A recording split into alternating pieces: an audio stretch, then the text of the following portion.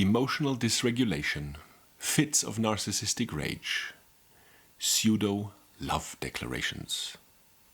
Welcome to today's topic, ladies and gentlemen. I'm Coach Tobias Forst, founder of Achilles Life Coaching, decade-long recipient of narcissistic abuse, and I've saved myself from it. And I accompany you on your journey to your personal freedom. So you're probably already familiar with a situation that within hours or days, or even within the framework of the same conversation that is ongoing between you and your narcissistic interlocutor, you experience varying degrees of emotional reactions by them, from insults and invalidations to declarations of love, sometimes within a few sentences between each other. And it puzzles you, it confuses you, because you know you are not like that, but you're the person you're talking to, the toxic person you're talking to, certainly on a regular basis displays just that. So let's talk a bit about emotional dysregulation. I will read a definition of this. The description of an emotional response that is poorly regulated and does not fall within the traditionally accepted range of emotional reaction. That said, in addition to that, it is also an ad hominem attack, a primitive discussion culture aspect that people use when they find themselves, again, incapable of staying in a fact-based discussion and feel the need to change arenas from fact-based and rationale to emotion-based, accompanied by a character attack. Why do they do this? They want to get a rise out of you. They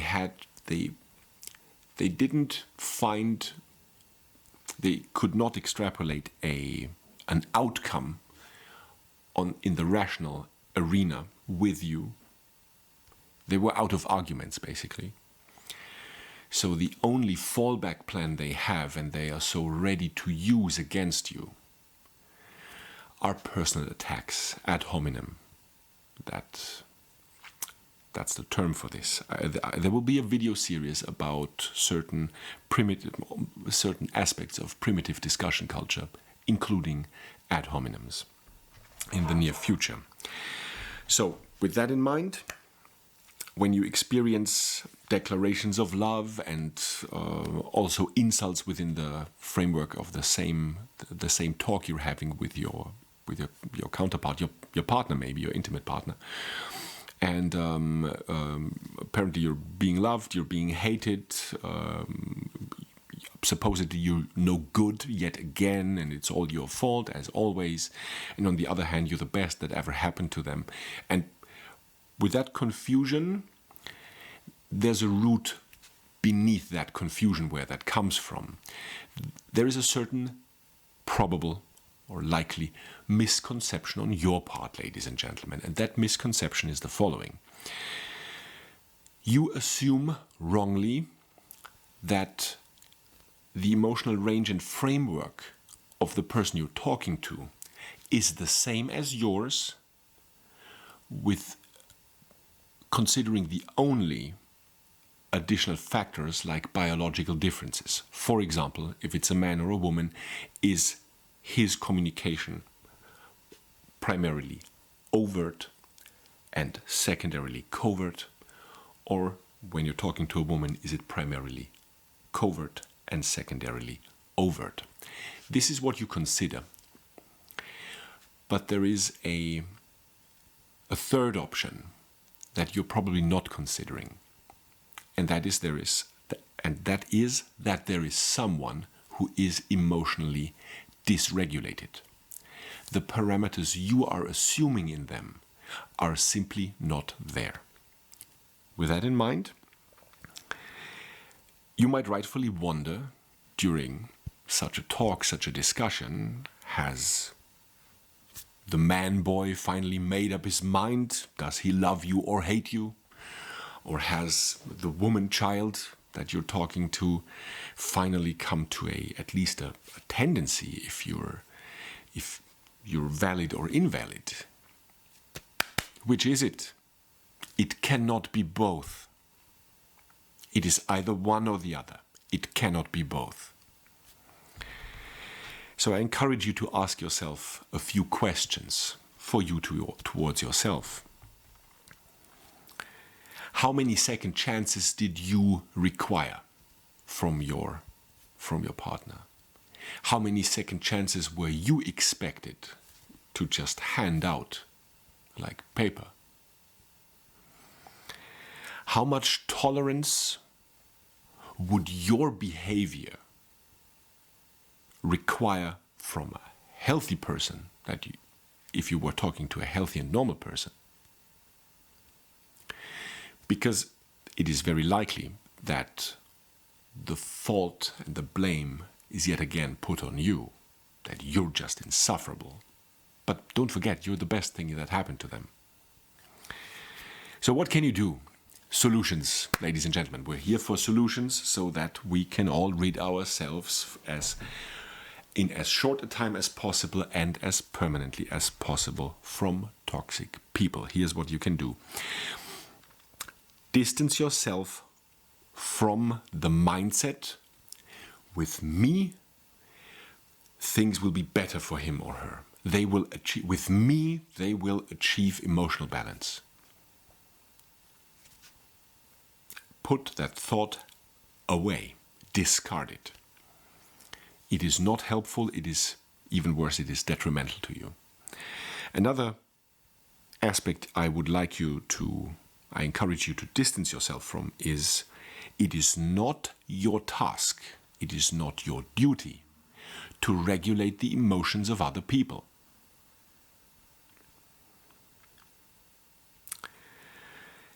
A possible answer, if you're feeling a bit combative and need to put your foot down, that depends highly on the situation. There will be an alternative after this example, is to interject immediately when there's another narcissistic fit of rage. Stop.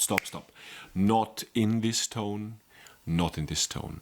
If you want to clarify something with me, you will do so in a calm and controlled manner. And when you're ready, let me know, and I will sit at the same table as you. Thank you. Then you get up and leave. If that is not an option for you, because you might be experiencing emotional difficulty with going at them in such a personal and direct and sometimes maybe even loud way, that is perfectly fine. There are alternatives to that, and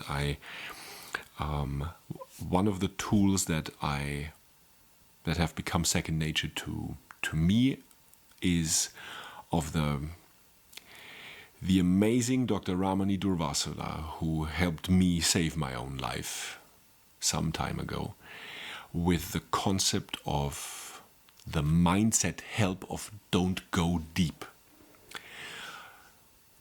Don't defend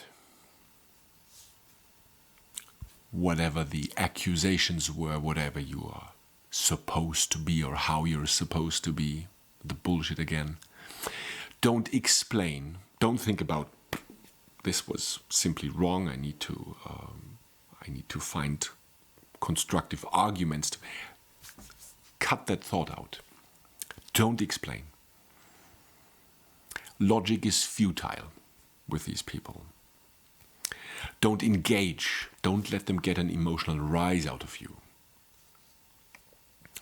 And last but not least, the one I personally found the most difficult was the P, don't personalize. Despite the fact that this ad hominem verbal attack was meant in the most personalized way against you.